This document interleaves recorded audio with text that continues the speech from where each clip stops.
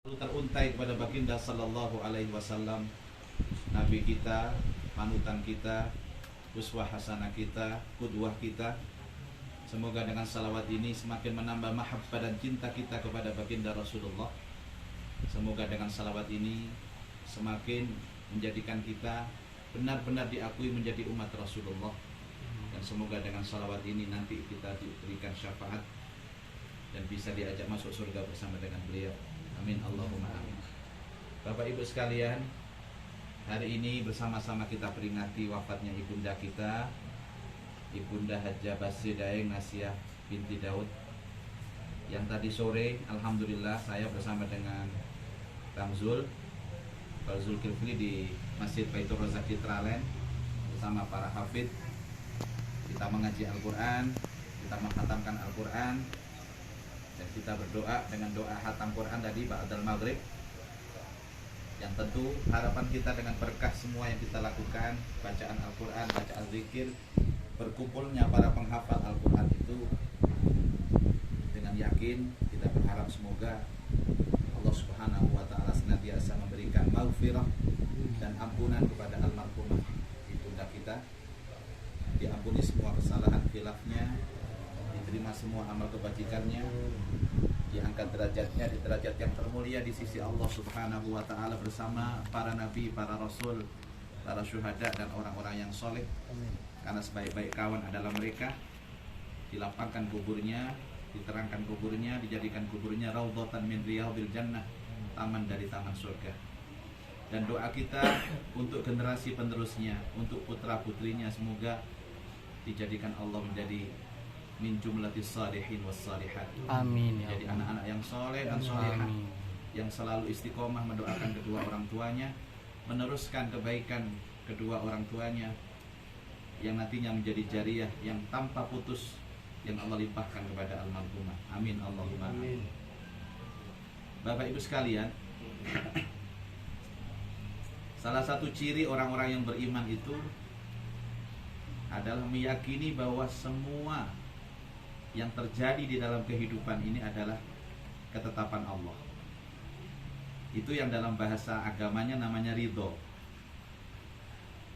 Saya bukan membicarakan ridho Roma, bukan, tapi ridho dalam aspek pembangunan sikap seorang mukmin bahwa tidak ada satupun kejadian yang menimpa manusia, apakah kecilnya maupun besarnya, semua adalah ketetapan Allah.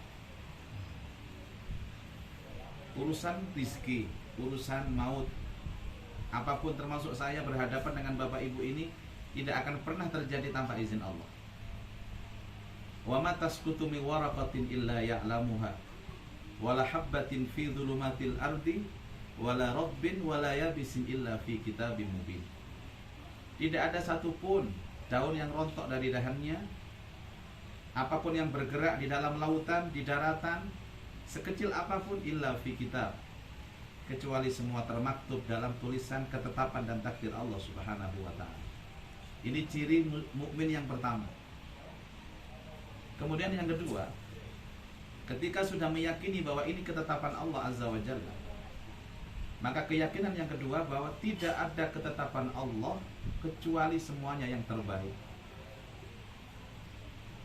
Kalau sekarang ibunda kita ini dipanggil oleh Allah, maka keyakinan kita adalah ini ketetapan Allah dan ini ketetapan yang terbaik untuk ibunda. Sehingga ada pos-pos tertentu kita tidak boleh bertanya, kita hanya bisa mendoakan. Salah satunya adalah ketika mendapatkan berita dari salah seorang keluarga kita yang wafat, kita tidak berhak bertanya tentang sebab, karena sebab itu kepunyaan Allah. Kadang-kadang kita ini hadirin sekalian Bapak Ibu, kita ini kan agak latah dalam soal kematian ini. Setiap ada kabar kematian, sebagai seorang mukmin, yang pertama kali kita yakini ini pasti yang terbaik. Misalkan ya, Pak, Bu, ini ada kawan kita yang meninggal dunia, kita ucapkan innalillahi wa inna ilaihi raji'un. Kalau dia laki-laki, Allahumma ighfir lahu warhamhu wa'afihi wa'fu anhu. Kalau dia perempuan, Allahumma ighfir laha warhamha wa'afihi wa'fu anha. Tapi kadang-kadang kita selipkan pertanyaan, kenapa sampai dia bisa mati? La haula wala quwwata illa billah. Bagaimana mungkin dia yakin akan ketetapan Allah bahwa mati itu terbaik untuknya, tapi dia masih bertanya tentang sebab kematiannya. Dan sekarang ini kan sebabnya selalu mengkerucut. Dia mati kena COVID ya, dia mati kena corona ya. Demi Allah Bapak Ibu, ada tidak ada corona, kematian itu ketetapan Allah. Ada tidak ada COVID, kematian itu ketetapan Allah. Jadi tidak berhak kita itu bertanya tentang sebab kematiannya. Rasulullah Sallallahu Alaihi Wasallam dalam sebuah hadis mengatakan, asbabul maut mutanawwi'ah wal mautu wahid. Sebab kematian itu bisa bermacam-macam, tapi mati cuma satu, itu milik Allah. Alladzi khalaqal mauta wal hayata. Tabarakalladzi biyadihil mulk. Maha suci Allah yang dalam genggamannya kerajaan langit, kerajaan bumi. Kita ini ada dalam kerajaan tersebut. Wa huwa ala kulli syai'in qadir.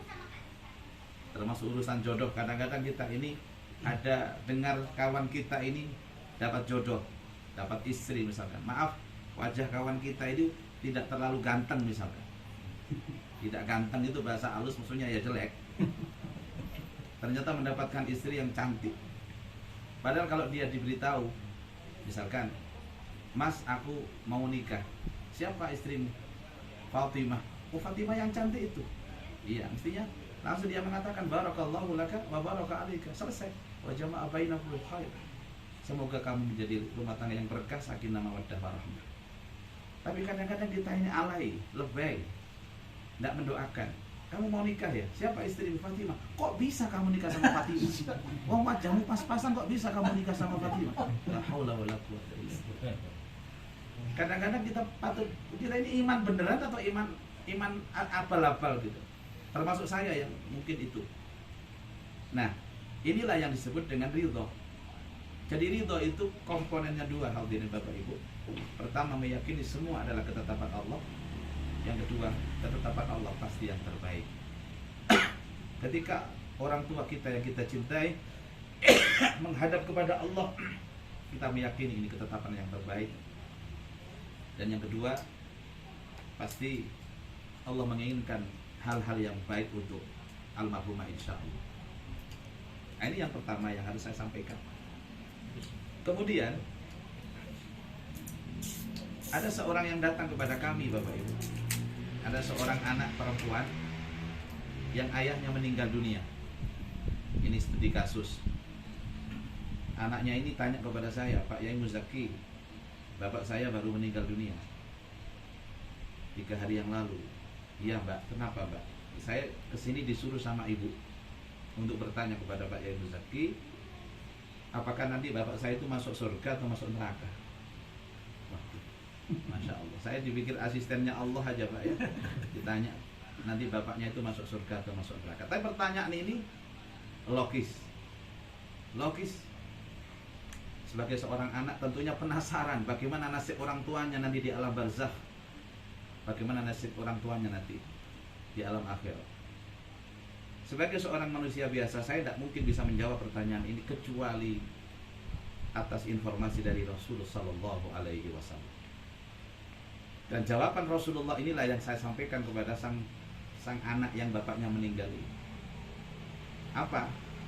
Saya tanya balik kepada dia, Mbak, orang tuanya sudah meninggal, bapaknya meninggal, baik. Kalau saya tanya kepada Anda sebagai anaknya, bapak ini orang baik atau orang nggak baik? Orang baik atau tidak? Anaknya menjawab, ya pasti orang baik Pak Yai, wong saya anaknya.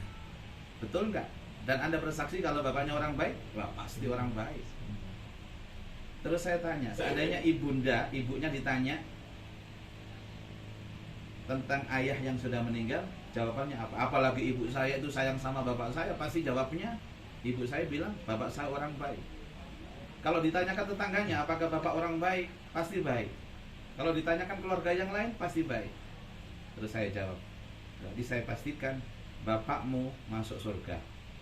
Kaget, sambil tersenyum dia. Yang bener Pak Yai, lu repot sampean. Tadi mau tanya, katanya bapaknya masuk surga atau neraka. Sekarang saya jawab masuk surga, sama protes. Enggak, saya penasaran saja.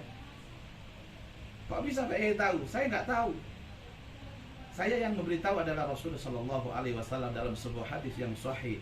Tidak ada seorang Muslim yang wafat meninggal dunia, dan ada 3 orang yang menyaksikan bahwa dia orang baik, wajabat lahul jannah, maka wajib masuk surga dia. Masya Allah. Sekarang saya tanya saja, kalau ibunda almarhumah ini ditanyakan kepada putra-putranya, putra-putrinya, apakah ibunda orang baik? Saya yakin semua menjawab baik. Atau ditanyakan kepada keluarga yang lain, saya yakin menjawabnya juga baik.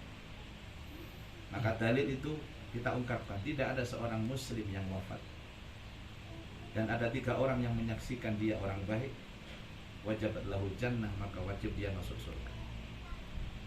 Kalau ada kalimat wajabat lahul jannah itu bagaimana cara menerjemahkannya? Orang yang diwajibkan Allah masuk surga itu apa? 1, dia matinya pasti husnul khatimah. Jadi proses dakhalal jannah itu mata-matanya panjang. 2, dia akan mendapatkan nikmat kubur, dibebaskan dari siksa kubur. Orang mukmin harus yakin tentang apa? Wa inna adzabal qabri wa na'imuha haq. Sesungguhnya siksa kubur itu dan nikmat kubur itu benar-benar ada. Nah, orang yang tadi wajabat lahul jannah, fasilitas yang kedua, bebas siksa kubur. Hadirin Bapak Ibu sekalian, dikubur dimanapun, apa di Surabaya, apa di Kalimantan, Sulawesi, di tanah mana, semua adalah ardullah. Semuanya adalah bumi Allah. Jangan berpikir macam-macam. Wah, saya tidak bisa berkumpul dengan keluarga saya, ini ibu saya dikubur jauh, ini bapak saya jauh. Tidak. Inna ardi wasi'ah. Sesungguhnya bumiku luas, dan di mana kita berpijak itu bumi Allah. Dan tidak ada bumi Allah kecuali Allah turunkan barokahnya. Jangan diresahkan masalah kuburnya orang tua kita di mana, nanti saya di mana. Yang boleh berharap itu kan hanya dikubur di 2 tanah suci, apakah di Makla atau Baqi yang mendapat fasilitas langsung. Yang lain sama. Di Baqi Al-Gharqad, ya saya selalu kalau diizinkan Allah haji atau umroh, saya minta ya Allah saya matikan saya di sini, di Madinah atau di Mekah. Di Madinah itu kan pasti dikubur di Baqi. Kalau di Mekah belum tentu di Makla, karena Makla sekarang overload. Jadi kalau mati haji umroh di Mekah itu dibuang ke Syaroi sana. Hanya orang tertentu saja yang masuk Makla, kayak Mbah Maimun Zubair kemarin. Selebihnya ditaruh di luar tanah haram. Tapi kalau di Madinah itu pasti dikubur di Al-Baqi Al-Gharqad, karena Baqi kata Nabi Sallallahu Alaihi Wasallam adalah tanah yang tidak pernah habis sampai hari kiamat. Jadi siapa yang meninggal di Madinah pasti dikuburkan di Baqi. Dan orang kalau dikuburkan di Baqi Al-Gharqad, fasilitas yang pertama adalah dia bertetangga dengan Rasulullah Sallallahu Alaihi Wasallam. Jarak Baqi sama kuburan Nabi hanya 50 meter, Bapak Ibu. Bertetangga dengan Rasulullah Sallallahu Alaihi Wasallam. Yang kedua, bertetangga dengan 10.000 sahabat mulia Rasulullah radhiyallahu anhum ajma'in. Yang ketiga, bebas apa?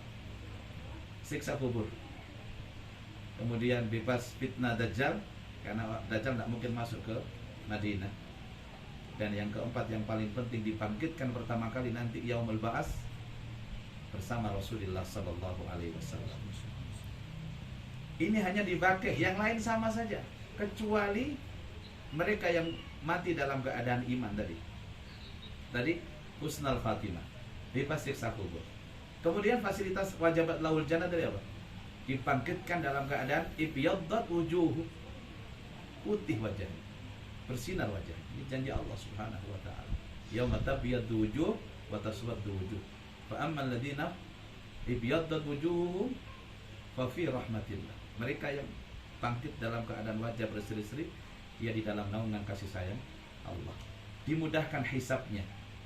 Ketika menerima catatan amal dengan tangan kanan sambil tersenyum. Dia melewati sirat juga seperti kalbar, seperti kilat, dan akhirnya masuk surga. Nah, ini berita gembira dari Rasul Sallallahu Alaihi Wasallam yang harus kita sampaikan.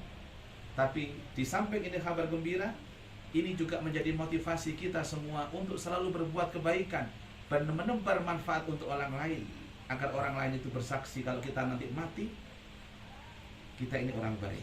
Orang yang ahli sedekah misalkan, maaf, saya bercerita orang yang ahli sedekah, banyak yang dia bantu, banyak panti asuhan yang dia bantu, banyak masjid yang dia bantu, banyak fakir miskin duafa semua dia bantu. Kalau dia mati Pak, yang mendoakan banyak, yang sedih atas kematiannya ini banyak. Dan nanti kalau dia ditanya apakah yang mati ini orang baik, pasti mereka menyaksikan bahwa dia orang baik. Makanya kalau ada orang boleh memilih, ya semua kita pasti harus memilih sholatnya bagus, ya khusyuk, ahli jamaah, tapi dermawan, sakhok, loman, suka berbagi, top. Tapi kalau ada orang bertanya, Pak bagaimana Pak kalau ada orang ahli sholat tapi pelit Pak? Ini kan yang kartolo, angel begini. Saya lebih baik memilih sholatnya biasa-biasa saja, yang wajib-wajib dilakukan, tapi loman, daripada sholatnya itu panjang, khusyuk, wiritannya panjang, tapi pelitnya setengah mati. Itu musibah besar Pak. Orang yang seperti ini harus sering-sering bergaul dengan orang-orang yang loman, yang dermawan, supaya dia ketularan dermawan, atau yang dermawan ketularan pelit seperti dia. 50-50. Nah kemudian yang ketiga ini Bapak Ibu sekalian, bahwa kita ini juga menjadi mata rantai bagaimana orang tua kita bahagia di alam barzakh. Makanya Rasulullah SAW dalam hadis yang masyhur, semua amal anak Adam ini pasti terputus kecuali 3. Idza mata ibnu Adam inqata'a amalu illa min salas. Yang pertama apa? Shadaqatun jariyah. Sedekah jariyah, sedekah yang terus mengalir. Au ilmin yuntafa'u bih, atau ilmu yang bermanfaat. Nah, yang ketiga ini harapan kita semua bagi putra-putri almarhumah, au waladin sholihin yad'u lah, atau anak yang soleh yang setiap saat mendoakan kepada orang tuanya. Kita ini bagian dari mata rantai kebahagiaan mereka di akhirat, dan kita ini menjadi mata rantai kesengsaraan orang tua di alam barzakh. Maka kebahagiaan mereka itu tergantung bagaimana amal anak-anaknya sekarang. Selamatkan orang tua kita, senangkan mereka dan bahagiakan mereka di alam barzakh dengan akhlak kita, dengan amal kita, dengan perilaku kita.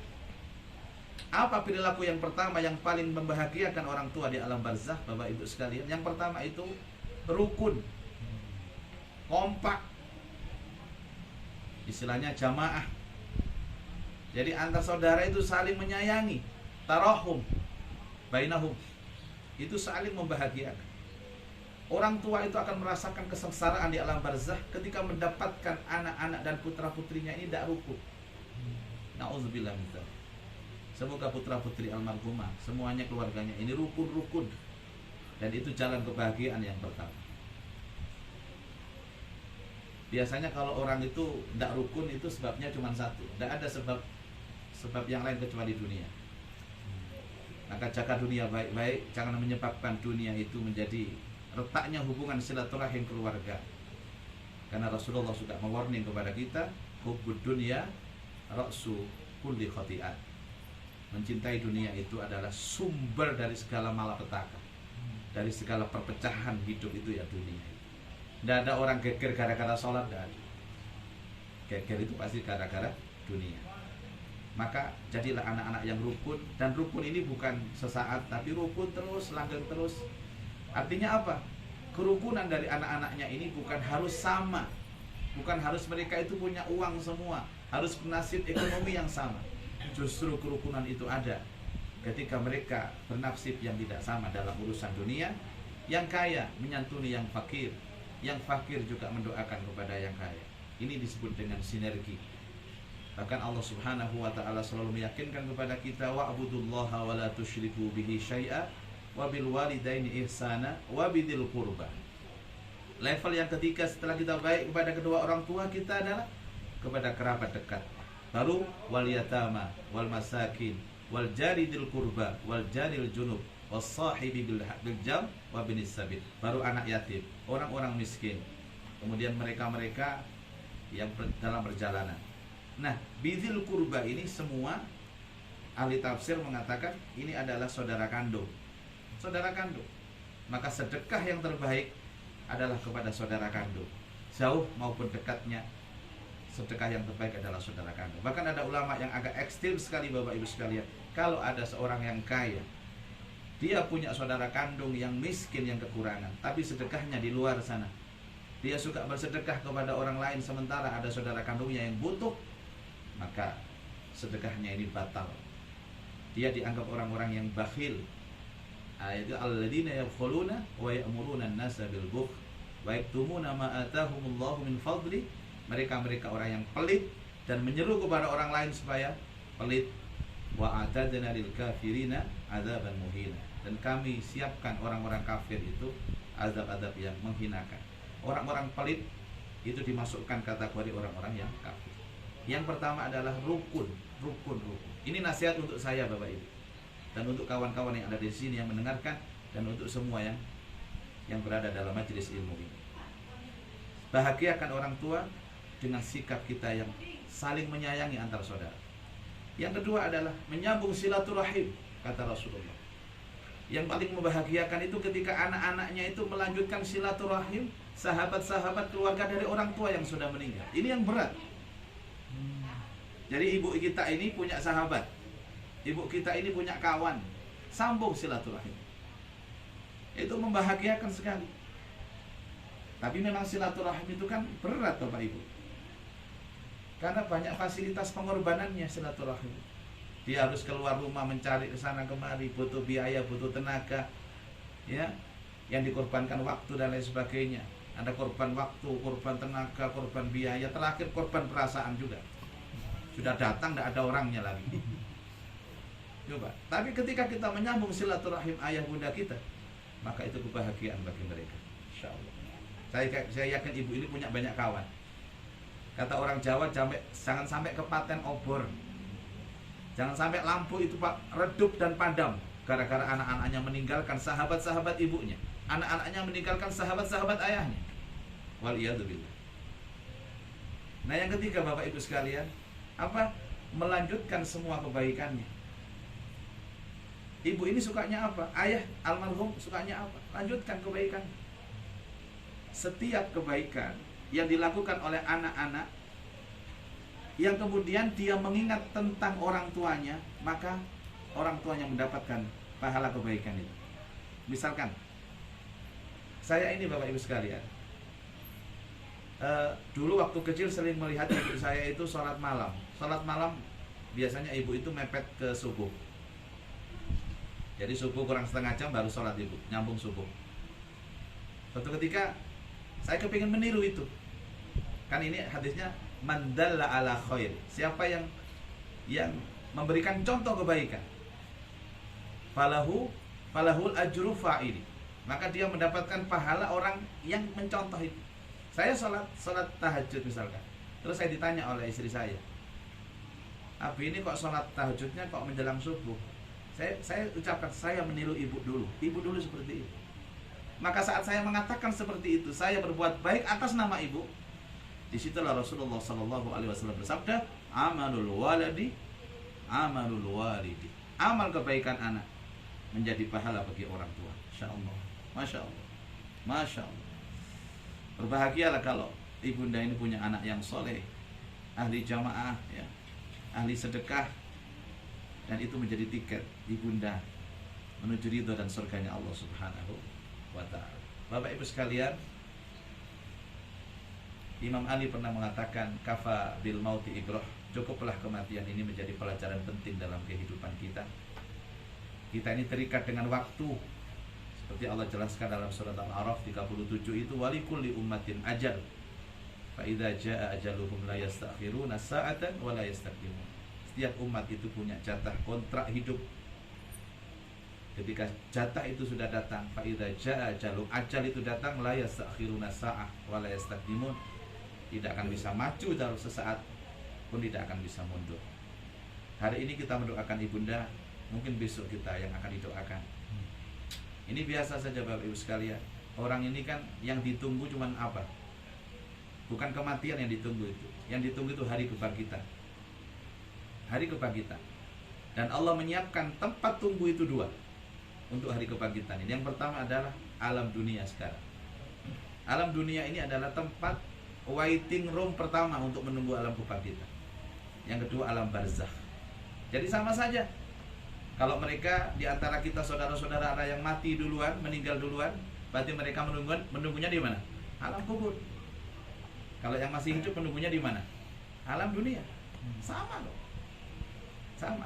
Nanti bangkitnya bareng. Baik yang mati terakhir maupun yang awal, bangkitnya bareng. Cuman yang jadi kelemahan kita Bapak Ibu, ketika ditanya pengen nunggu di dunia atau pengen nunggu di alam kubur, pasti jawabannya pengen di dunia. Ini ibu-ibu saya tanya, Bu, kalau Allah menyiapkan tempat tunggu kita hari kebangkitan itu dua, di alam dunia, alam kubur, milih mana nunggunya? Tetap dunia Pak Ustadz. Kenapa? Bisa belanja ke pasar. Nanti takut di alam kubur tidak bisa belanja, tidak bisa ke mall. Padahal Rasulullah Shallallahu Alaihi Wasallam sudah sering kali berjanji kepada kita bahwa alam kubur itu bagi orang yang beriman, beramal soleh akan disetting menjadi raudhatan min riyadhil jannah, taman dari taman surga. Ada seorang bapak atau suami ini bilang ke istrinya, mah, kebetulan rumahnya kan kecil, di area lontar rumahnya, kecil-kecil rumah di lontar, beda dengan Citralen ya. Jadi, mah, rumah kita kan kecil mah. Oh iya Pak, mau nggak mama pindah ke rumah yang lebih besar? Oh ya mau lah Pak. Memang Bapak punya rencana pindah? Iya. Rumah kita yang baru nanti mah lebih besar dari sekarang, lebih luas dari sekarang, kamarnya lebih besar, kasurnya lebih empuk, depan ada taman, belakang ada kolam renang, AC-nya dingin loh mah. Mau mah pindah? Ya mau Pak. Di mana alamatnya Pak? Di alam kubur mah. Oh Papa itu coba. Ketika kita mendengar alam kubur itu kayak sangar gitu Bapak, kayak ngeri gitu. Padahal Rasulullah Shallallahu Alaihi Wasallam sering berjanji masalah ini, dijadikan alam kubur menjadi tempat transit terindah bagi orang-orang mukmin untuk menunggu alam kebangkitan. Nah, persoalan ini muncul ketika kita tidak bisa memahami ketika Allah menciptakan waktu. Makanya orang-orang mukmin ini selalu minta kepada Allah, ya Allah berikan umurku berkah, berikan waktuku berkah, berikan rumah tanggaku berkah. Tapi orang-orang yang tidak beriman selalu mengatakan, ya Allah panjangkan umurku, banyakkan hartaku, banyakkan anak-anakku. Beda mindset orang yang beriman, dia selalu minta berkah. Tapi orang yang tidak beriman, dia selalu minta banyak. Padahal banyak itu pun akan habis, tapi berkah tidak akan pernah habis. Saya selalu bertanya kepada teman-teman, kita ini baca Quran yang disebut baca Quran itu yang lama itu seperti apa? Berapa jam kira-kira? Ada yang jawab 1 jam itu lama Pak baca Quran. 2 jam itu lama. Jawabannya salah. Dia masih selalu terpengaruh dengan waktu yang nisbi. Waktu nisbi itu waktu yang pakai angka. Tapi saya menjawab, orang baca Quran akan terasa lama kalau dia tidak senang baca Quran. 5 menit dia baca Quran akan terasa seperti 5 jam kalau hati kita tidak ada mahabbah kepada Quran. Dan orang kalau cinta kepada Quran, 2 jam, 3 jam dia baca Quran akan terasa singkat seperti 5 menit. Suatu ketika, lama dan sebentar itu bukan dari rentetan angka dalam jam dinding kita, tapi lama dan sebentar itu dari rasa mahabbah kita terhadap kebaikan atau tidak. Kalau kita lagi makmum di masjid misalkan, imamnya baca ayat panjang kalau subuh itu, walaupun yang dibaca 1 juz, kalau kita cinta nggak akan terasa Bapak. Tapi kalau kita sudah masuk masjid, sudah nggak cinta dengan Al-Quran, nggak cinta sama imamnya, imam baca Qul huwallahu ahad itu terasa lama. Pernah ingat ketika Allah menidurkan hamba-hambanya di dalam gua 309 tahun, Ashabul Kahfi ya. Dan ketika Allah bangkitkan dari tidurnya, wa kadzalika ba'atsnahu liyatasaalu bainahum, demikianlah ketika bangkitkan mereka agar saling bertanya di antara mereka. Jadi mereka itu ingin mengetahui kejadian itu dalam waktu yang hakiki atau waktu yang nisbi. Karena pada waktu tidur matahari ada, muncul. Di saat bangun matahari juga muncul. Akhirnya mereka bertanya satu orang kepada yang lain, qala qailun minhum kama labistu bro, berapa hari kamu tidur? Dia menjawab, labisna yaum, saya hanya tidur itu sehari, au ba'da yaum, bahkan satunya setengah hari. Yang satu malah curiga, loh, setengah hari, satu hari kok anjingnya sudah mati, jadi tulang belulang. Tulang belulangnya ini sudah jadi remuk, jadi tanah. Kok katanya semalam 2 malam? Akhirnya salah satu mengatakan, Rabbukum a'lamu bima labistum. Maaf, kita jangan komentar dulu, karena Allah yang lebih tahu dari berapa lama kita tidur ini. Salah satunya disuruh, fab'asu biwarikikum hadhihi ilal Madinah. Maka bawalah uang perak ini menuju ke kota, cari pasar untuk beli makanan yang terlezat, ayyuha azka ta'aman. Dan berlakulah lemah lembut kepada masyarakat agar tidak ketahuan kalian ini menjadi orang asing. Wala yatalattaf wala yushiranna bikum ahada. Sampai akhirnya masuk ke pasar, kemudian beli makanan. Yang jual itu mengatakan, bapak ini hidup di tahun berapa? Uang bapak ini gak laku lagi. Salasami'atin sinin, 300 wasdadu tis'ah, 309 tahun Allah tidurkan mereka, tapi mereka hanya berasa semalam atau 2 malam. Itu sampai sama di alam kubur.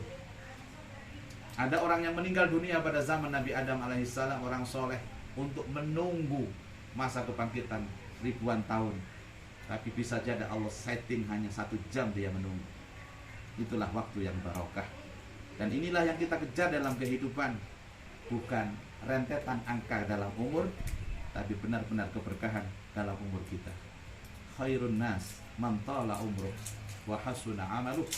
Sebaik-baik manusia itu yang panjang umurnya dan baik amalnya. Tapi ingat hadis berikutnya, wa syarrun nas man tala umruh wa sa'a amaluh. Dan sejelek-jelek manusia itu mereka yang panjang umurnya tapi jelek amal. Orang baik panjang umur, orang jelek panjang umur. Bagaimana kita membedakan mereka? Amalnya. Berarti Allah bukan bicara kuantitas lagi, tapi benar-benar Allah bicara dengan kualitas. Kualitas itu bermula dari mana Bapak Ibu? Saya mengatakan begini, apakah orang yang mati husnul khatimah itu bisa dicapai dengan instan? Bimsalabin? Tidak bisa Bapak. Orang mati baik itu harus dibangun dari mulai hal yang paling kecil. Makanya Rasulullah SAW mengatakan, al-mautu mufaja'ah. Mati itu mengejutkan. Karakter orang mati itu seperti orang yang kaget dan terkejut. Bagaimana orang kaget dan terkejut? Dia akan mengucapkan sesuatu kata yang paling sering dia ucapkan secara spontan dan refleks. Ada suara yang mengejutkan, dor misalkan. Ada orang mengatakan Allahu Akbar. Yang satunya Astaghfirullah. Yang satunya Innalillah. Kenapa dia mengatakan Allahu Akbar? Karena kebiasaannya itu. Dia berzikir Allah, Allahu Akbar. Orang mengatakan Rasulullah SAW, siapa orang di akhir hayatnya membaca la ilaha illallah, faqad dakhala jannah. Siapa yang di akhir hayatnya yang mengatakan la ilaha illallah, dakhala jannah. Dan ada orang yang meremehkan kalimat ini. Mudah sekali Pak mengucapkan la ilaha illallah. Enggak pakai latihan bisa saya. Iya, kalau Anda mengatakan la ilaha illallah dalam keadaan normal seperti sekarang. Tapi tidak pada saat kita sakaratul maut. Tidak pada saat kita nazak. Pasti akan sulit, berat. Kecuali mereka yang sudah menancapkan la ilaha illallah dalam perilakunya, dalam pikirannya, dalam hatinya. Itu yang dimaksud. Siapa yang di akhir hayatnya baca la ilaha illallah, dakhalal jannah. Maka diwirid setiap sholat, kata Rasulullah 100 kali. Setiap sholat 100 kali. Supaya nanti pada saat benar-benar terjadi kita sakaratul maut, yang terucap di lisan kita itu adalah kalimat tauhid, la ilaha illallah Muhammadur Rasulullah. Ini kebiasaan Bapak. Semua mati akan dengan kebiasaannya sendiri. Bismillahirrahmanirrahim. Yang kedua, maaf,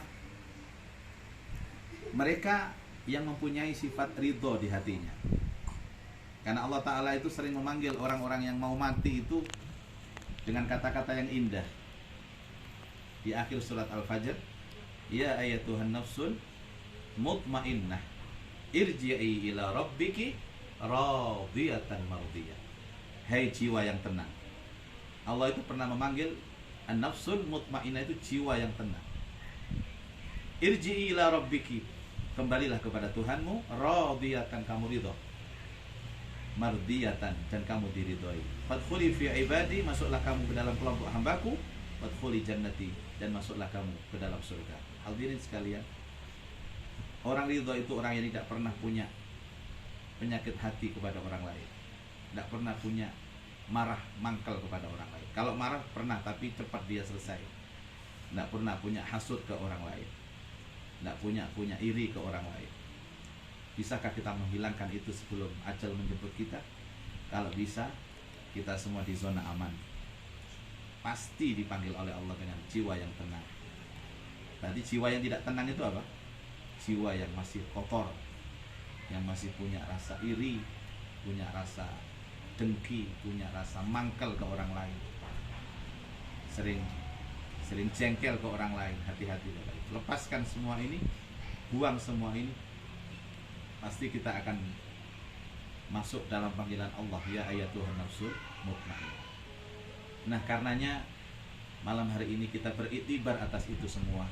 Mudah-mudahan ketika ditinggal oleh ibunda kita benar-benar menjadi anak-anak atau orang-orang yang selalu istiqomah dalam kebaikan di jalan Allah Subhanahu wa ta'ala. Karena tidak ada yang bisa kita harapkan, Bapak Ibu sekalian. Setan, iblis setiap saat menggoda kita. Orang alim bisa digoda setan, orang kaya apalagi, orang pangkat lebih mudah digoda setan. Yang tidak bisa digoda adalah illa ibadaka minhumul mukhlasin, kecuali hamba-hambamu yang ikhlas ya Allah. Ini pengakuan setan sendiri. Dan bagaimana kita mencapai ikhlas? Kalau kita istiqomah. Tidak mungkin orang ikhlas itu tanpa istiqomah. Dan istiqomah itu dimulai dari hal yang kecil. Sholat di awal waktu, istiqomah. Membaca Al-Quran 1 juz setiap hari, istiqomah. Bersedekah, istiqomah. Puasa, sunnah, istiqomah. Semua yang kita lakukan ini istiqomah. Istiqomah memang bukan urusan yang ringan, Bapak Ibu. Maka ada konsep di dalam agama ini, harus memaksa untuk berbuat baik. Dari terpaksa, akhirnya terbiasa. Dari terbiasa, akhirnya muncul cinta. Dan akhirnya muncul ikhlas. Jangan kita bermimpi ikhlas kalau tidak mencintai ibadah. Jangan pernah kita bermimpi mencintai ibadah kalau nggak terbiasa. Dan jangan pula kita bermimpi akan terbiasa kalau nggak kita paksa. Demi Allah, hidup ini hanya singkat sekali, seperti kita mampir minum saja. Selebihnya kita akan berada dalam kehidupan yang khalidina fiha abada. Kenapa kita berada di al-ard, di bumi? Bumi selalu berputar pada porosnya, juga mengitari matahari dan bulan, sehingga setiap yang ada di bumi ini pasti akan berubah. Dulu kita masih muda, karena berputar bumi itu pasti akan tua. Dulu kita kaya, akan habis kekayaan kita. Itulah sifatnya bumi, sifatnya dunia. Tapi akhirat, surga tidak. Surga diciptakan Allah datar, sehingga orang yang masuk surga pertama kali di usia 17 tahun, selamanya dia tidak akan pernah berubah. Usianya tetap 17 tahun. Mudah-mudahan kita bisa beriktibar dan tidak terkecoh dengan fitnah-fitnah dunia yang sekarang ini merebah di akhir zaman. Ya ayuhan nas, kata Allah, ittaqu yauman la tajzi walidun an waladi. Hai manusia, takutlah kalian akan datangnya hari yang tidak akan bisa membantu walidun an waladi, orang tua kepada anak. Wala mauludun huwa jazin an walidihi syai'a, dan anak tidak bisa membantu orang tua. Inna wa'dallahi haq, sesungguhnya janji Allah itu benar. Fala taghurrannakumul hayatud dunya, jangan pernah terperdaya dengan tipuan dunia ini.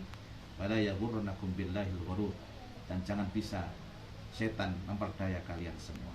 Semoga kehadiran kita malam ini di majelis yang mulia ini benar-benar diridhai Allah, diberkahi Allah, dan menjadikan senyuman dan kebahagiaan untuk ibunda kita almarhumah Hajjah BC Daeng Nasiah binti Daud.